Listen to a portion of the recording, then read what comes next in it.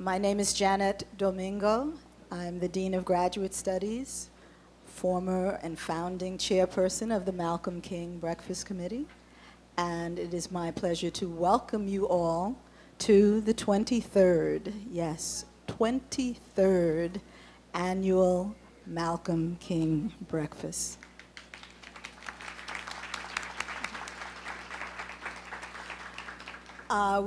This is, I think, our fourth venue over the 23 years. So we finally get to see that it is morning, that it is an appropriate time for breakfast.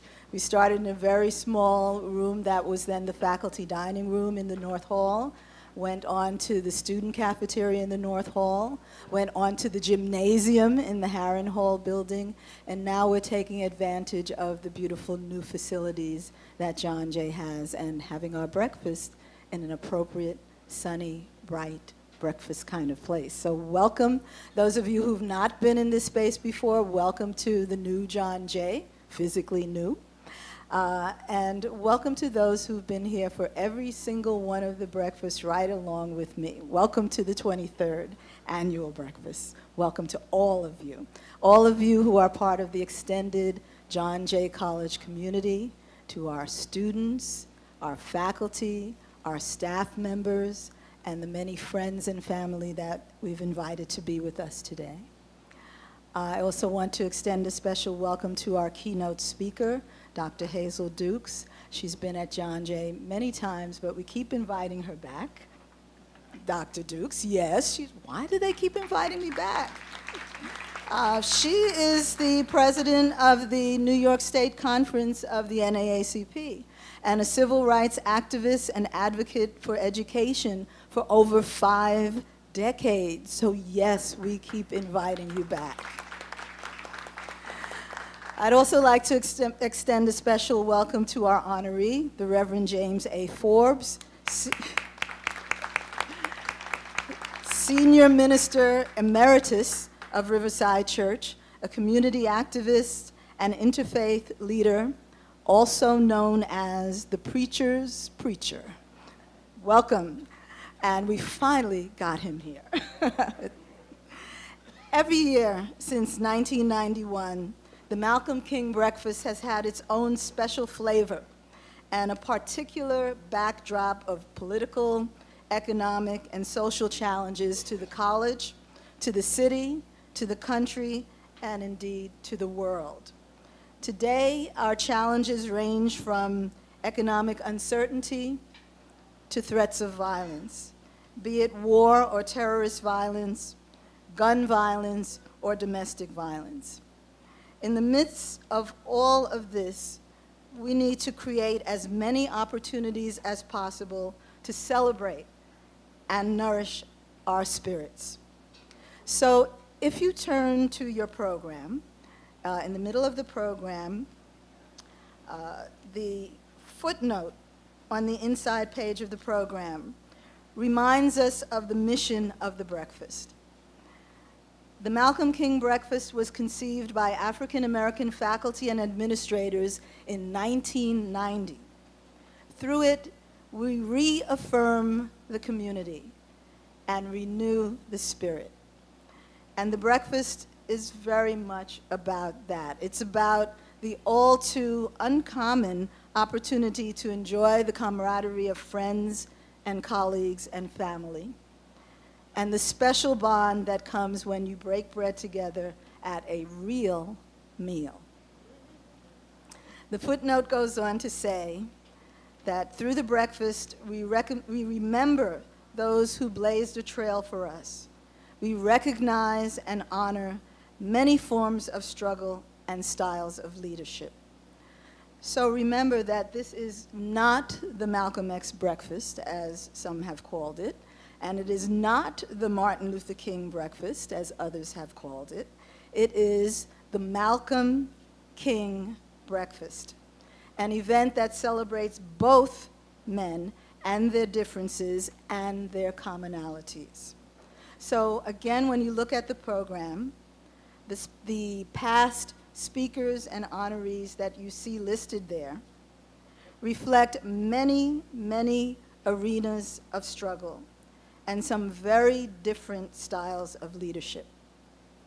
Many of them were very well known to you, but some of them not as well known as they should be. The breakfast remains a unique event in the life of the college.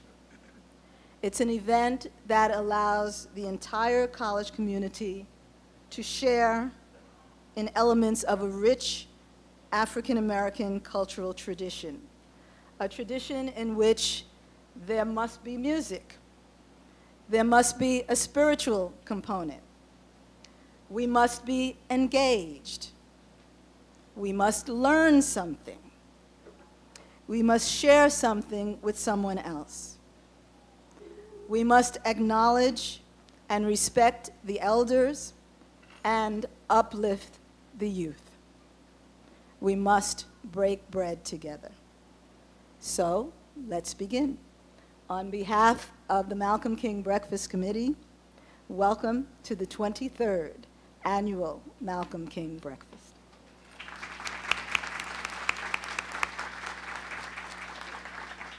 I'm going to turn the microphone over to our Master of Ceremonies, Dean of Students, Kenneth Holmes. Thank you, Dean Domingo, for those kind, warm words of welcome. And as Dean Domingo pointed out, there's a lot of people involved in making this breakfast come to bear. And so I want to take the time to acknowledge them at this time. But before I do that, I want to introduce our dais guest, introduce the dais. So starting from my far right, we have Dr. Herbert Johnson, who's the Director of Security Management Institute. We have our honoree for today, Reverend Dr. James Forbes. To my left, we have our speaker of the morning, Dr. Hazel Dukes. And we have Dr. C. Jama Adams, who's chair of the Africana Studies Department and chair of our Malcolm King Scholarship Committee. Did I not introduce the provost and our acting president? I am so sorry. We have Provost Jane Bowers, who's our provost and acting president. My sincerest apology. She's just so close I couldn't see out of my peripheral vision.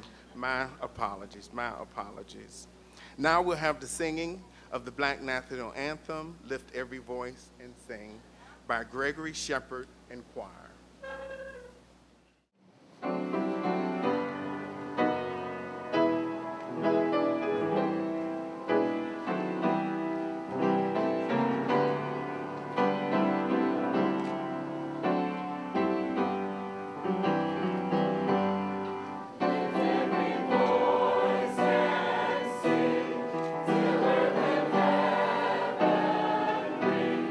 Bring with the harmony.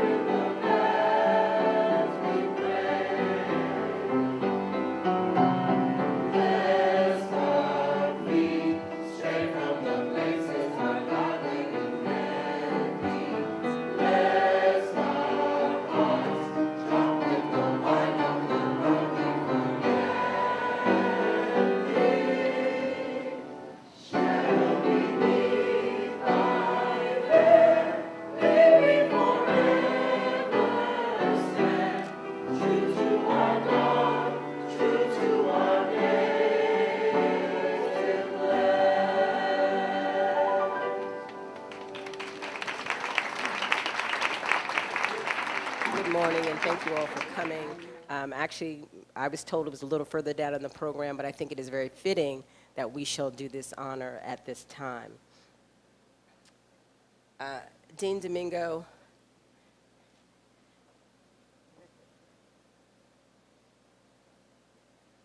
While she's coming, the plaque says the 23rd Annual Malcolm King Breakfast, I Have a Dream, by any means necessary, presented to Jeanette Domingo in honor of being one of the founding members of the Malcolm King Breakfast Committee, February 22nd, 2013, Division of Student Affairs and Africana Studies. Before presenting the plaque to Dr. Domingo, I'd just like to say briefly that words cannot express the hole that is left in John Jay College by your departure. I have had the distinct pleasure of working with you in many capacities, the Police Studies Program, the McNair Program, putting together graduate study lecture, and the Patrick Murphy speech lecture, and in various other capacities. You have been a marvelous colleague. You have been a marvelous leader. You have been a marvelous mentor. You have been a visionary trailblazer.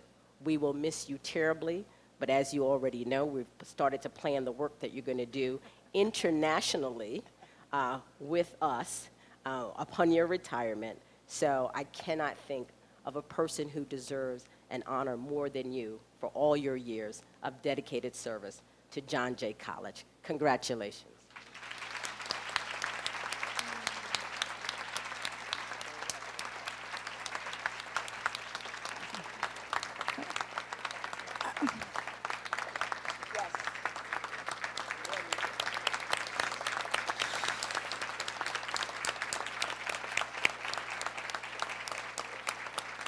Thank you.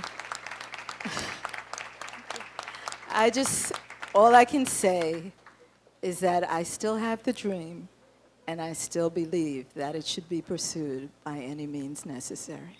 Thank you.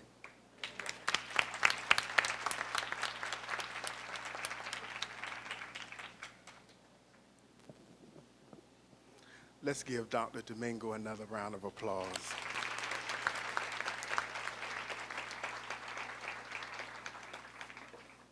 You know, it's so nice, and I'm going to be real brief. When I first got to John Jay College, I met with her and the then Vice President of Student Affairs, Bernicia Eames. And so they encouraged me to be a part of this committee. And I have to say that's been a great decision on my part, because it really got me out to get to know a lot of different people throughout the college. But more importantly, Dr. Domingo is just incredibly busy, but it also gave me an opportunity to share in some of the wisdom and some of the things that she's experienced at the college, and it's helped me to be reasonably successful. But other people have to say that, But I thank you for that, and I thank you for your generosity. Now we will have the Libations by Sabura, Abdullah, Shakur. Right. Good morning. I have the privilege of pouring the libation. Before I do that, I want to explain what libation is. In traditional African cultures, before any ceremony is begun, or with the meeting of family and friends, the birth of children, the passages of life, libations are poured in remembrance of the ancestors. In our traditional African societies, nothing is done without regard to the ancestors, because according to an African proverb, a person or a nation who does not remember its ancestors and its past is like a tree with no roots. So in keeping with that, we're going to honor our freedom fighters, Martin Luther King and Malcolm X, and call the ancestors, their spirits, and the spirits of freedom fighters throughout the African diaspora. I will name a few more, in particular, Ida B. Wells, Fannie Lou Hamer, Ella Baker, Assata Shakur, David Walker, Nat Turner, Frederick Douglass, Sojourner Truth, Harriet Tubman, just to name a few. So let us remember our ancestors. Now everyone can stand. And I want you to know why I have watermelon as an offering. I'm pouring wine because wine is a liquid that has made a transformation, and it is associated with happy times for most people. Although I did wonder, because Malcolm X might not like the wine, but it's a transformational liquid. So, can I pour it on the floor? Okay. First, let me. We pour this libation in honor of our ancestors, remembering the sacrifices that they made so that we could be here today. We stand on the shoulders of giants. Let us not forget that our lives are not in vain, but we are here to serve a purpose and to pass on the legacy to the next generation. Ashe, ashe. And the watermelon, I will just open it, because watermelon has been a traditional fruit in our African American culture, but it has been much maligned because it has been associated with a negative stereotype of lazy Africans sitting on the fence eating watermelon that they've stolen from the master's backyard. So let us honor all of our hard-working, sun up to sundown ancestors, slave and free, who only enjoyed watermelon in the back, dark rooms of their cabins, their homes. Like my father would not eat watermelon in public because of the stereotype. So let us rejoice in this watermelon today. Ashe, ashe.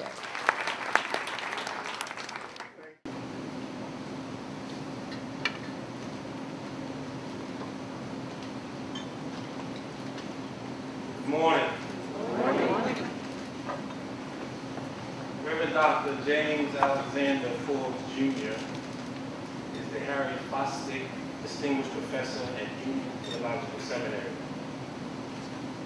He's also the founder and president of the Healing the Nations Foundation, which is devoted to encouraging peace, justice, interfaith cooperation, and environmental responsibility. Dr. Forbes is the former senior pastor of Riverside Church, where he served the interdenominational, interracial, international congregation for 18 years. He is the past co-chair of a Partnership of Faith, an interfaith organization of clergy in New York, and he is past president of the Martin Luther King Fellows.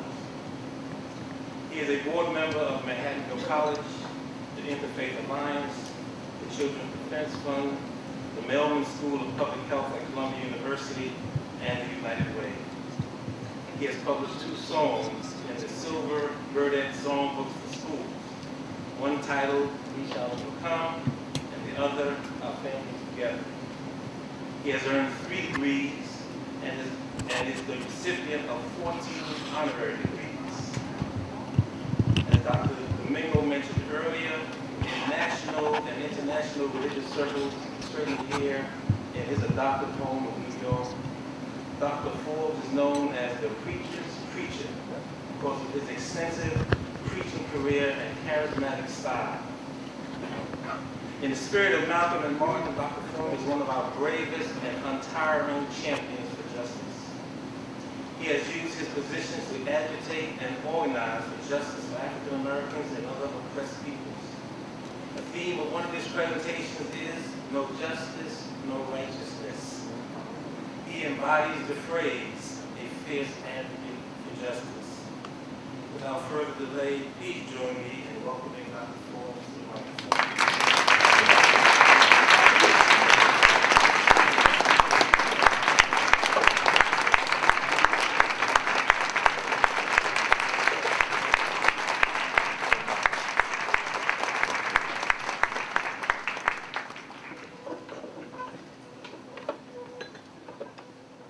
Dean Domingo, and to our Master of Ceremonies, Holmes, and to the presenter, Brother Herb, my other brother, and to all of you gathered here, to the administration, faculty, and student body at John Jay College of Criminal Justice.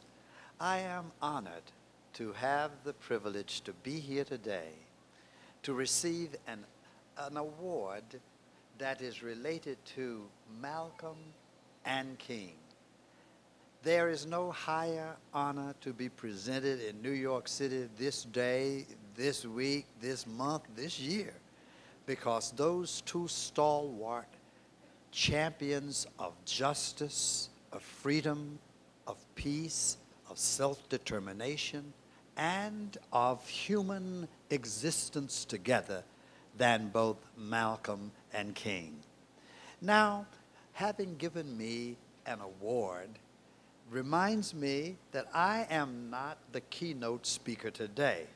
The keynote speaker is my friend from many years, my colleague in the trenches, the true neighborhood watch lady who keeps her eyes not only in New York City, but the state and the nation. So, in due respect to my colleague, I think my response, even though they said I could have a little time to talk, no, I know the protocol, I understand what's going to happen, so if I'm going to talk, it's going to be the next time I come, but not with Hazel Dukes here as the presenter. So what I thought I'd say is that whenever I'm given an award that has a name of one of our heroes or heroines attached to it, my anxiety is, would Martin or Malcolm be proud to see me associated with them? And because both of them are in high places looking down, they would say, you're giving an award attached to my name to this guy. What has he done? What does he believe in? Has he, Malcolm might ask, shown the capacity to pursue justice by any means necessary? Does he have the courage to be defiant in the face of oppression? Does he stand up for the truth no matter who it might hurt? Does he acknowledge when he sees chickens coming home to roost? Does he say, that's it? So that's what he wants to know. Dr. King, does he believe that love is the ultimate virtue? Does he have a commitment to nonviolence? Is he fighting every day he can against the triplets of racism, militarism, and materialism? Well, I hope that when you told King and Malcolm that you're going to honor me, that both of them said, well, that's okay. I would hope you would. So if I had anything to do today, what I would do is to have a word to say, first of all, to Malcolm. Malcolm, when you first started out, part of your effort was to say that many of us in my tradition, which is a Christian tradition, that we were serving the white man's God. But after you made your trek, your Hajj to Mecca, you began to suggest that it was not the issue of race. It is that we were all children of the same God, though we called that God by different names. And I would say to Malcolm, Malcolm, at first I was a little resistant to your critique of my tradition, but you told the truth. Doesn't matter what the tradition is, if it is not dedicated to the liberation of all God's children, it's got trouble when the high God of heaven looks down on the earth. Doesn't matter what you call it. So I would tell Malcolm, Malcolm, I finally decided that, if I decided to augment my religion, that there is a piece of the Islamic tradition that I would really consider to be a part of my religious heritage as well. And I tell him about the little stream that wanted to cross the desert. And when the little stream tried to cross the desert, it was swallowed up by the hot desert sand. This is a Sufi tale out of the Islamic tradition. It said that the voice said to the stream, "Stream, you can cross the desert." "How?" said the stream. And the voice came back, "Give yourself to the wind, and then you can cross the desert." So the little stream yielded itself, submission, Islam, yielded itself to the wind. And the wind took it to yonder's mountain and dropped it gently as rain. And that's how the stream learned to cross the desert. So that's what I'd say to Malcolm. And to King, this is what I'd say to him. King, Martin Luther King, when I left Raleigh, North Carolina, where Brother Stafford and I are from, both of us are from Raleigh, North Carolina, my mama put into my suitcase 2 books. This was in 1958. She put a King James version of the Bible in there because she knew I was coming to a liberal seminary where they used the Revised Standard Version, which some people said that's the Reverse Vision Bible.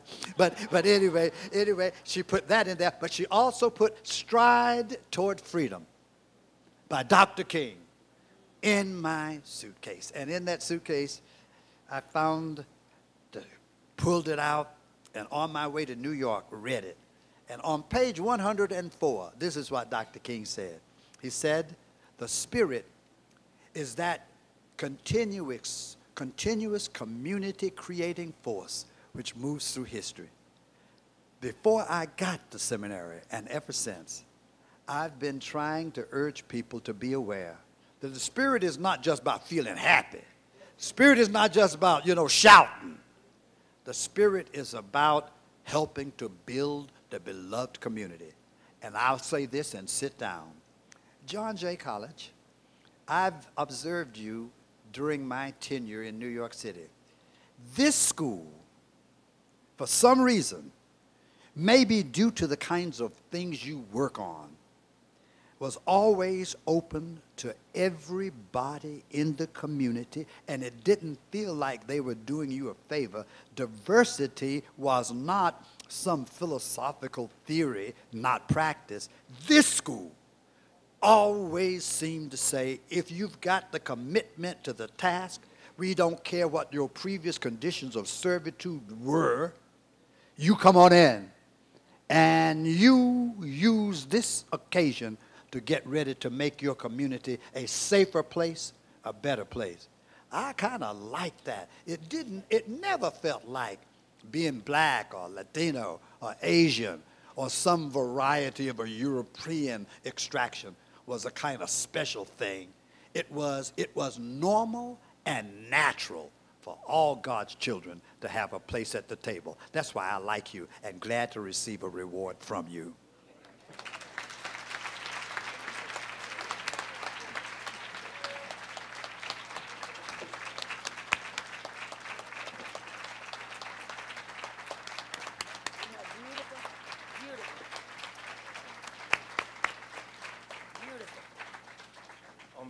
On behalf of the Malcolm King Planning Committee, I'd like to present this plaque to Dr. Forbes. It reads as 23rd Annual Malcolm King Breakfast, I Have a Dream, by any means necessary. Presented to the Reverend Dr. James Alexander Forbes, Jr., in honor of your outstanding service and being a fierce advocate for justice. February 22nd, 2013, Division of Student Affairs and Africana Studies, John Jay College of Criminal Justice.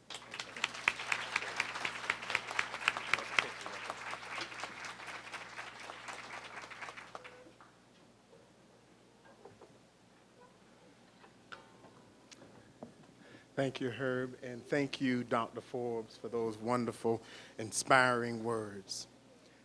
Now, I have the privilege of introducing our speaker for the morning, Dr. Hazel Dukes. And as Dr. Adams was pointing out earlier, sometimes when I talk with students and you hear about all the things they have going on, you get tired sometimes just listening to them. When I was going over and doing some research and putting my comments this morning and introducing Dr. Dukes, I said, wow, they're just in good company because this woman has a lot going on. Dr. Dukes is the president of the NAACP New York State Conference and is a member of the National Board of Directors and the Executive Committee, as well as a member of various NAACP National Board subcommittees. Dr. Dukes is a woman of great strength and courage. Her dedication to human rights and equality is exemplified by her role linking business, government, and social causes. Dr. Dukes is an active and dynamic leader who is known for her unselfish and devoted track record for improving the quality of life in New York State. A harsh system of civil and human injustice persists. Intimidation, violence, and the recent rash of nuisances speak to the widespread de facto absence of a civil rights and human rights agenda in America, says Dukes, and the fires of frustration continue to burn. Dr. Dukes is the president of the Hazel Dukes and Associates consulting firm specializing in the area of public policy, health, and diversity. She's a member of the Assembly of Prayer Baptist Church, where she serves as the executive assistant to the pastor, and is a member of the Board of Trustees and teaches adult Sunday school. Dr. Dukes received a bachelor's degree in business administration from Adelphi University and postgraduate work at Queens College. In 1990, she was awarded an honorary doctorate of law degree from the City University of New York Law School at Queens College, and in 2009, conferred an honorary doctorate of humane letters at Medgar Evers College. Dr. Dukes has many organizational affiliations.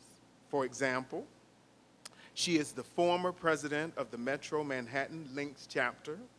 In 2010, was appointed to the National Links NGO representatives and is a former trustee of the State University of New York and Stillman College. She's a member of the National Council of Negro Women and the National Black Leadership Commission on AIDS, and is a member of the Executive Committee of the African American Baptist Church here in the U.S.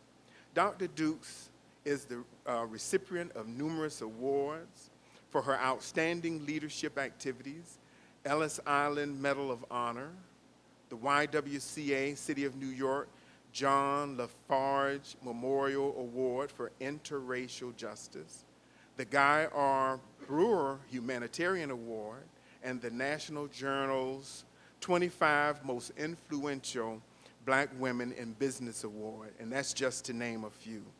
She's an active member of the Delta Sigma Theta sorority, Rockland County Alumni Chapter. I guess there are a couple of Deltas here. And she received the sorority's Althea T.L. Simmons Social Action Award in 2010. Dr. Dukes was also incorporated in the 2007 as in Pi Eta Kappa Fellow, and her biography has been selected for publication in many journals and directories, including Fisk University Library, the Minority Women's Contribution, the American Biographical Institute, Personalities of the Northeast, as well as Who's Who Among Women and Among Black Women. Please join me in giving this fierce advocate for justice a warm John Jay College welcome, Dr. Hazel Dukes.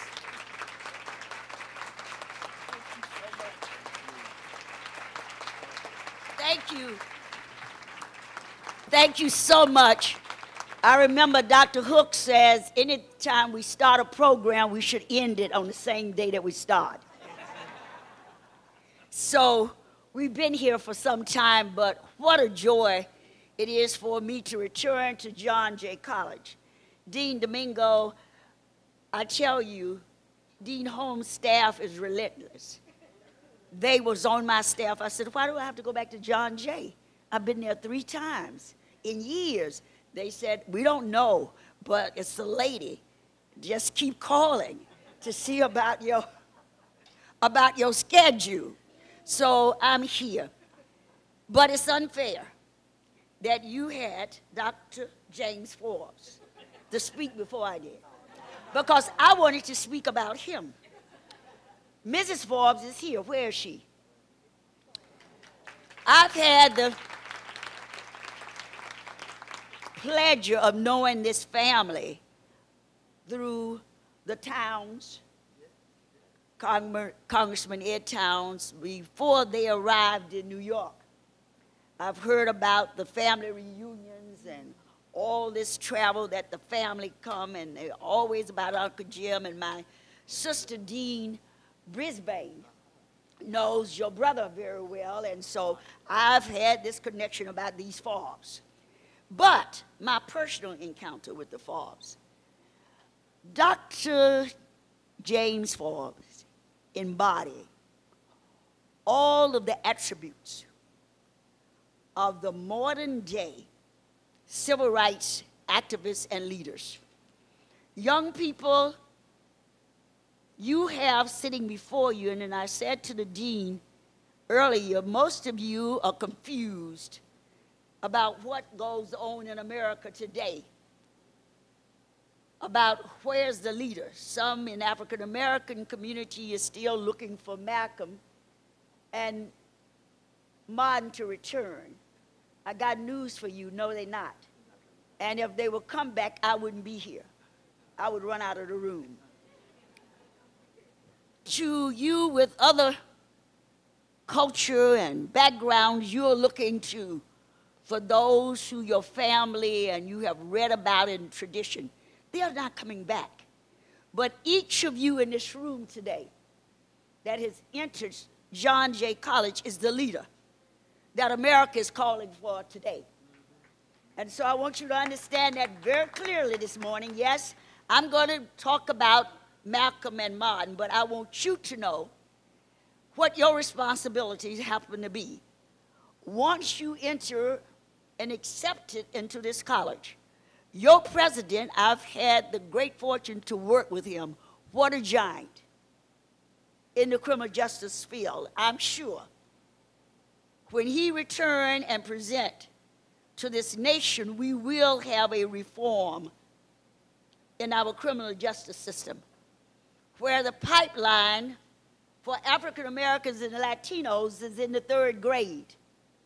They began in public education to know how many prisons to build by the number of young African American and Latino males that will not make it through this society. So each one of you who are sitting here today have an obligation to be the Martin and the Malcolm in your own way.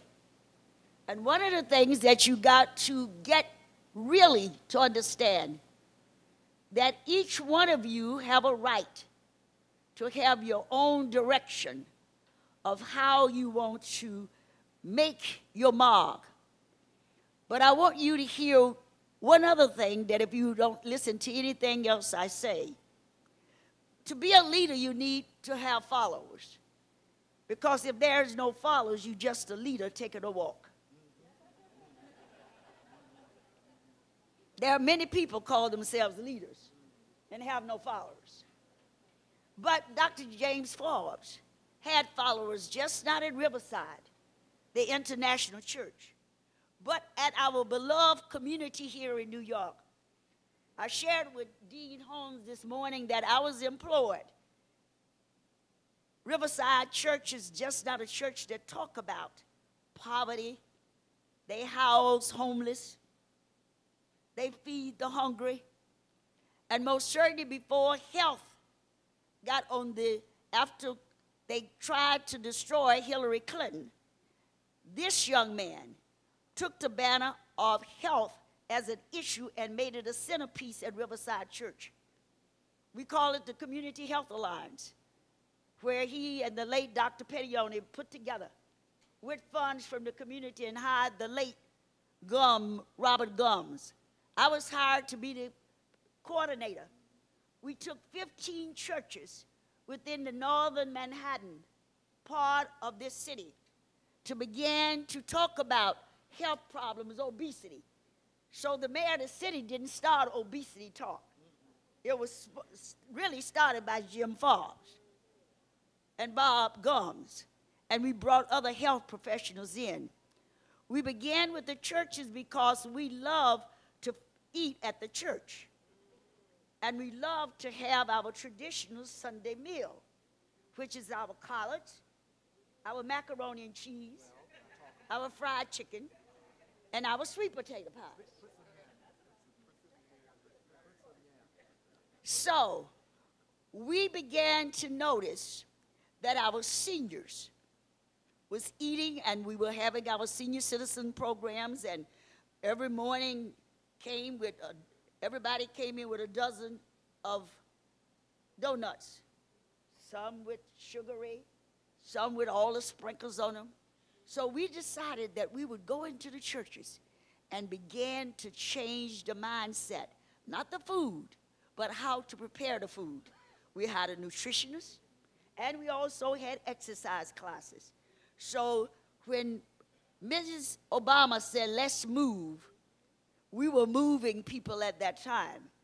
And so what we need in this city is for our mayor to move to bring back physical education as a requirement for graduating from schools.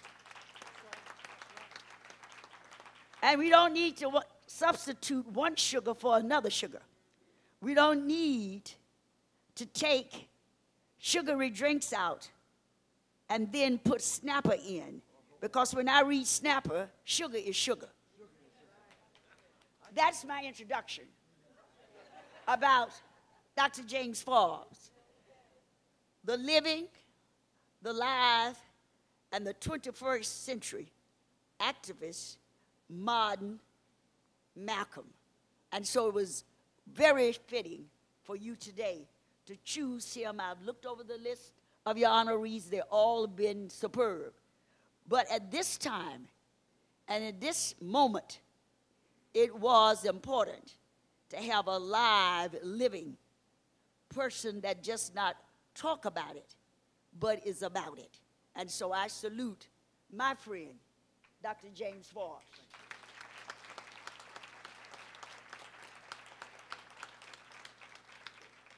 When I received the call and my staff kept saying, can you do it? Are you going to do it? I said, well, wait a minute.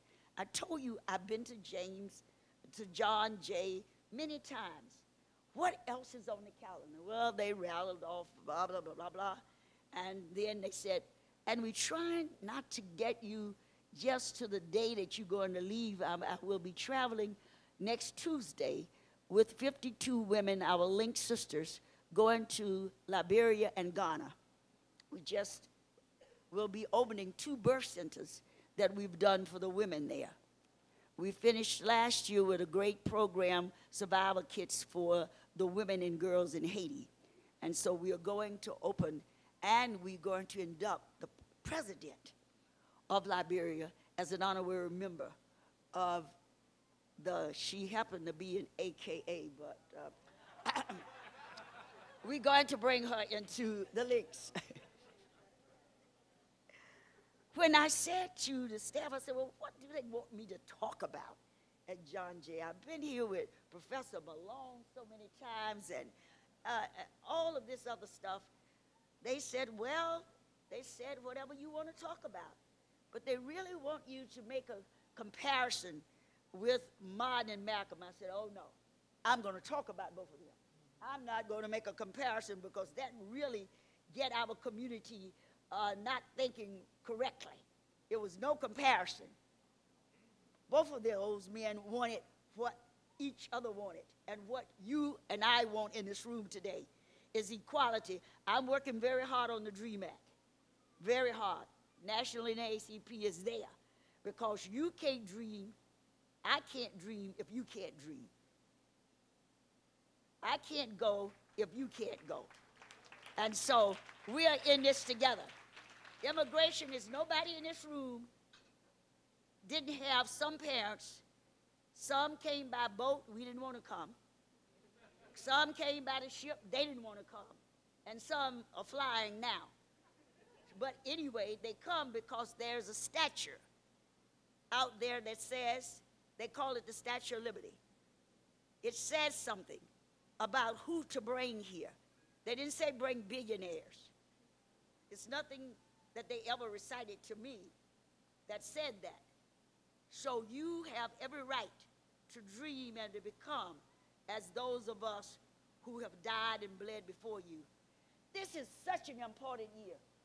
It's 150 years Emancipation Proclamation, 50 years the March on Washington, and 50 years the death of Medgar Evers in Mississippi, who was shot cold-blooded because he decided he would not leave his home state, Mississippi, and he would register people to vote. And so all of you young people who took it upon yourself to go out from door to door and to go to cold places and hot places to register for the man that you thought that would help make your dreams come true, let me applaud you, because during my time and Dr. Forbes' time, I'm an Alabamian, it was not easy for anyone to think about going out to vote. So you young people have come up to the bat, and we want to applaud you this morning for that work that you have done.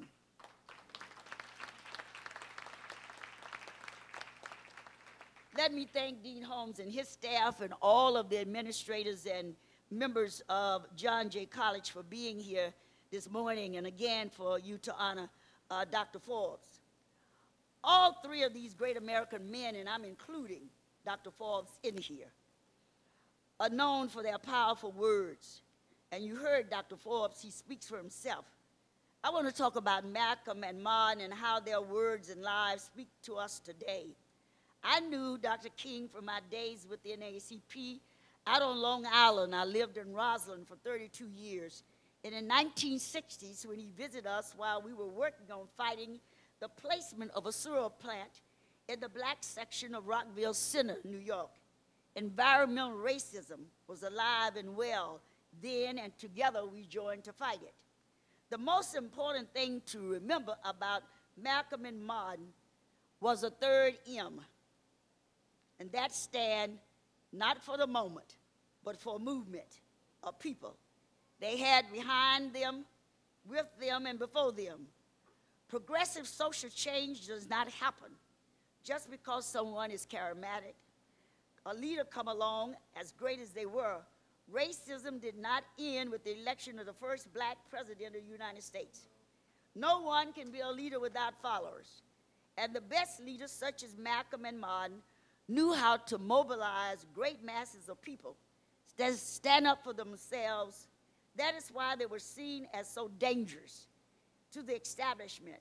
And that is the reason that they were killed.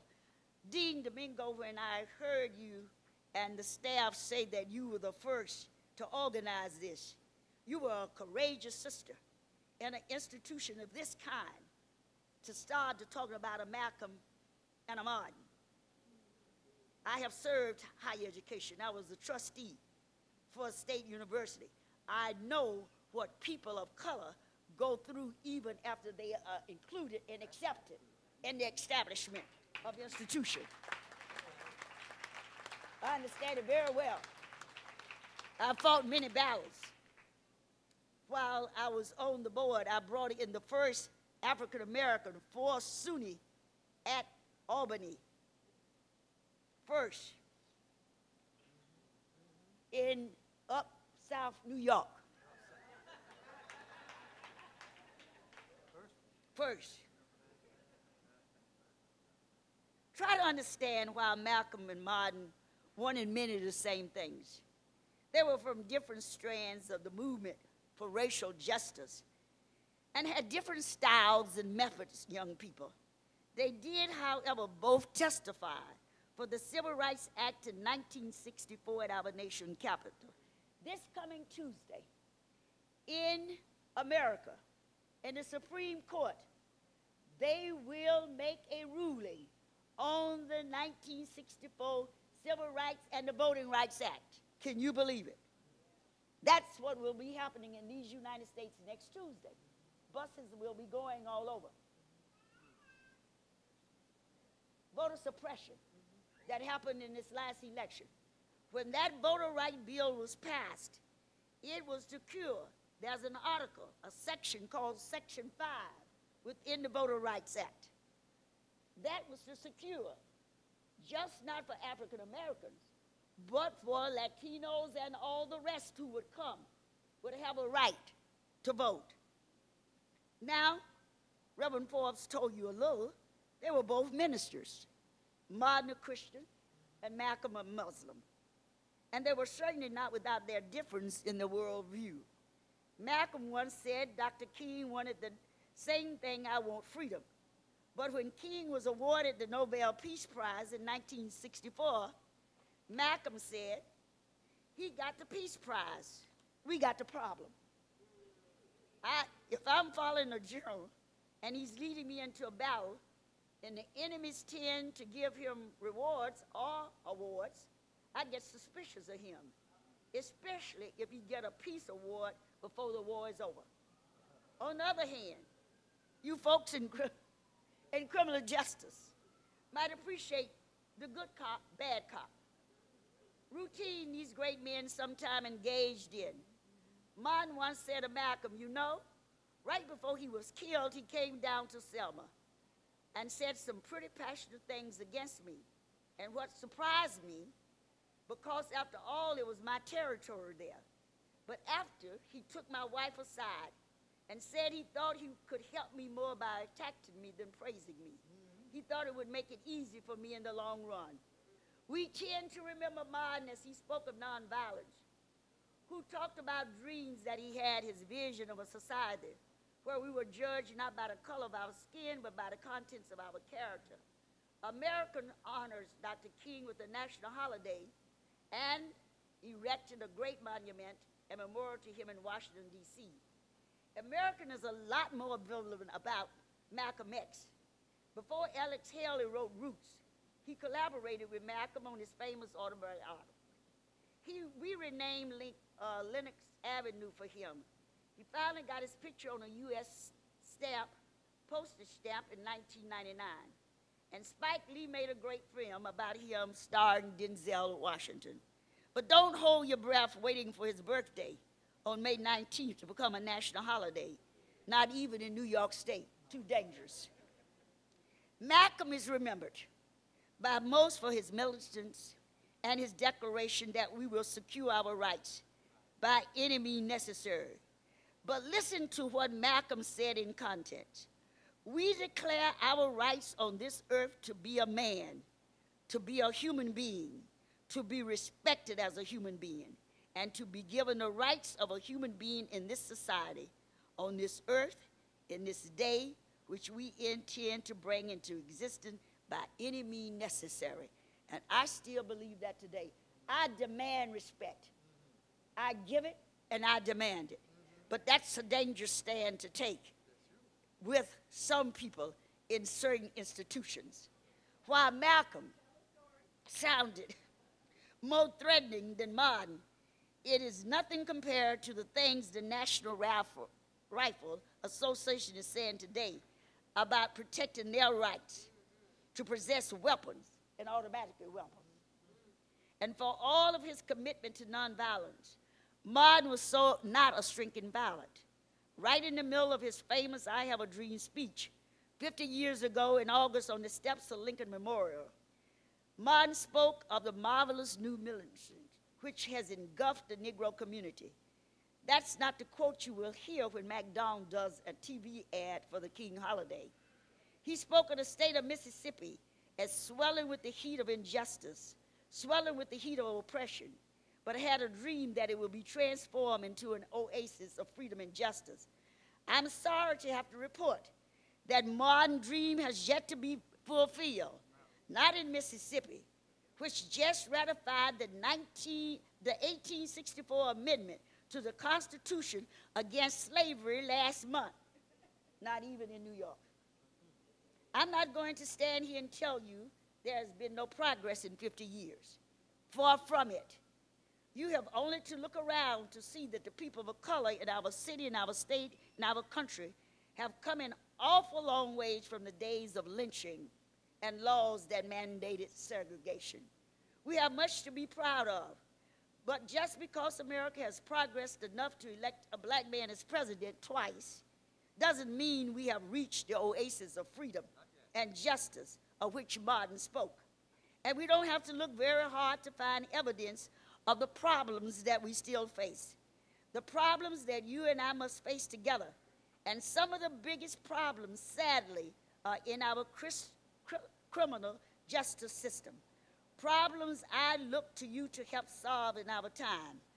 50 years ago, Malcolm and Martin and a whole movement opened our eyes to an institutionalized racism. What do we see if we open our eyes today? On a national level, people of color are fast becoming the majority of the United States electorate. Over the last several years, the forces of reaction have done everything in their power to keep us from the polls and roll back our protection under the Voting Rights Act, which even as we speak is once again being challenged in the United States Supreme Court. Instead of encouraging people to vote and facilitate it, state legislatures have been passing laws to react to voting hours, restrict students from voting where they go to school, require photo IDs, become poorer, and urban people are much less like to have driver's license. Throw people out of the voting roll under pretending eliminating those who are not eligible to vote, making voter registration harder and harder. If that failed, reactionary secretaries of states in some states made sure that fewer voting machines and inspectors were deployed in communities of color, even here in New York City, creating outrageous long lines that could take half a workday to get enough. You saw the president of this nation in his union address deadlining what it took a 102-year-old black woman in a wheelchair who waited more than 6 hours to vote in Miami.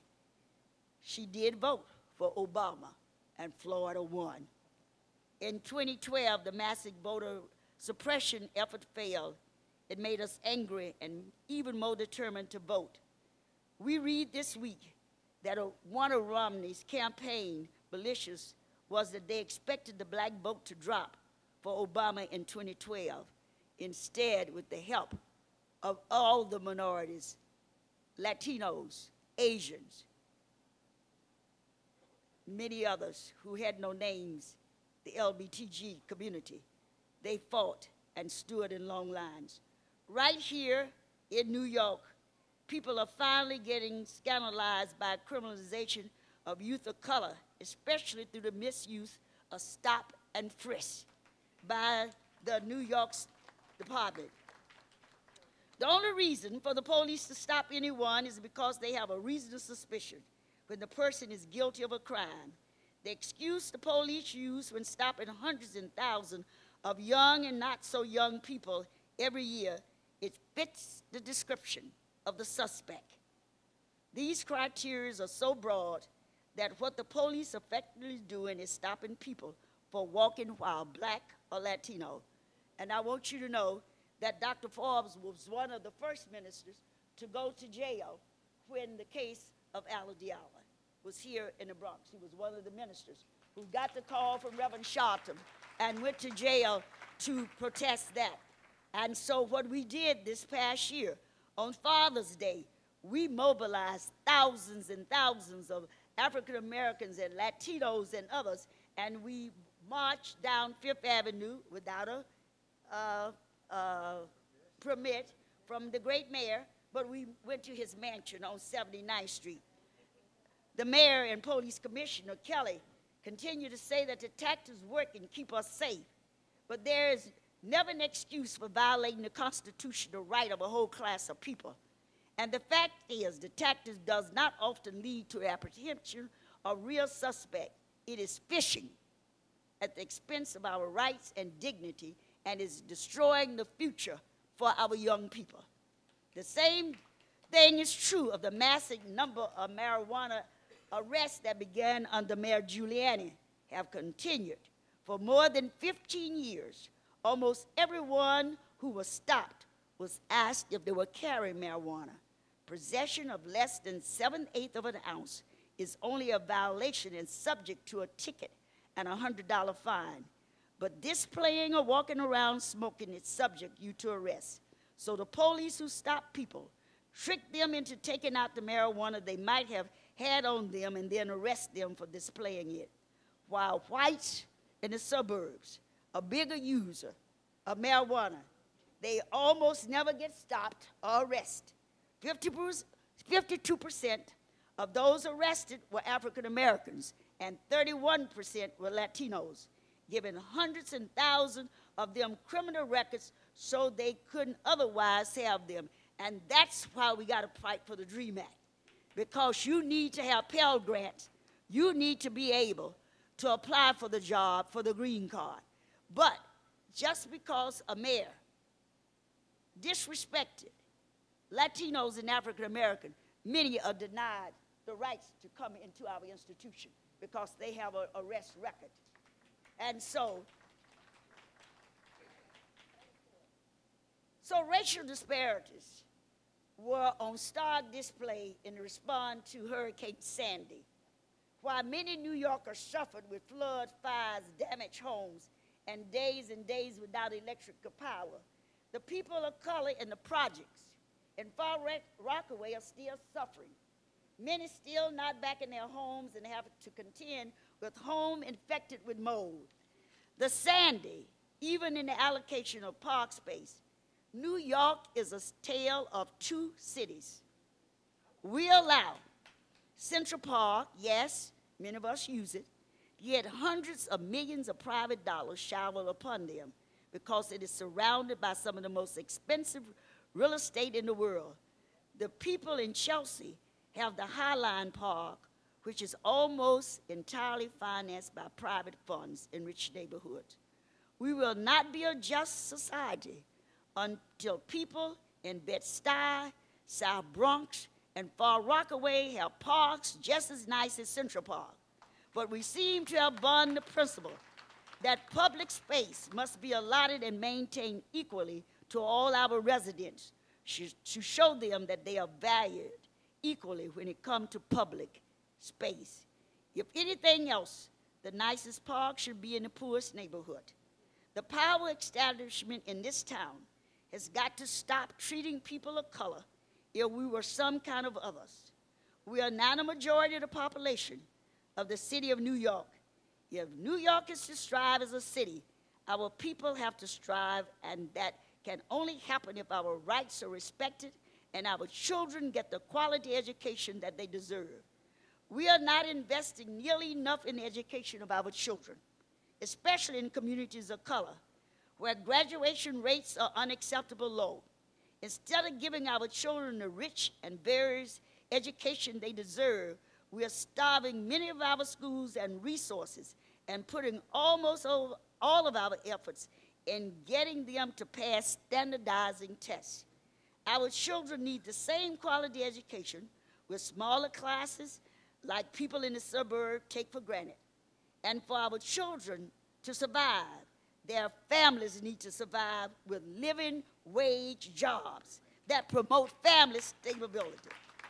The gap between rich and poor is widening in New York, with the middle class almost disappeared. Lest we forget, Martin Luther King's final crusade was for decent wages and conditions for sanitation workers in Memphis, Tennessee.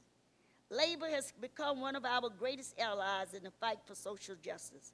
And when they stand with us, we need to stand with them as well. Today, we are fighting here in New York for striking school bus drivers, where the mayor is trying to break the union.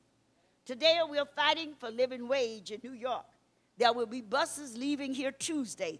Our Republican friends are on the fence whether we should have the living wage. Our governor has said that we need it. Today, we are fighting for the simple dignity or paid sick leave for workers, many of whom come in sick to low-paying jobs because they won't get paid if they don't. Even if you don't particularly care about them, I'm sure you don't want food cooked and served by people trying to fight off the flu. Dr. King spoke continuous of his vision of the beloved community, an integrated place where brotherhood and sisterhood would survive and everyone support everyone else in succeeding. This means everyone. If we approach every young person of color as our brother or sister, we would see the good in them instead of targeting them as potential suspects who need to be stopped and frisked. We would give them the best education possible and supplement their learning in school with learning at home and in life.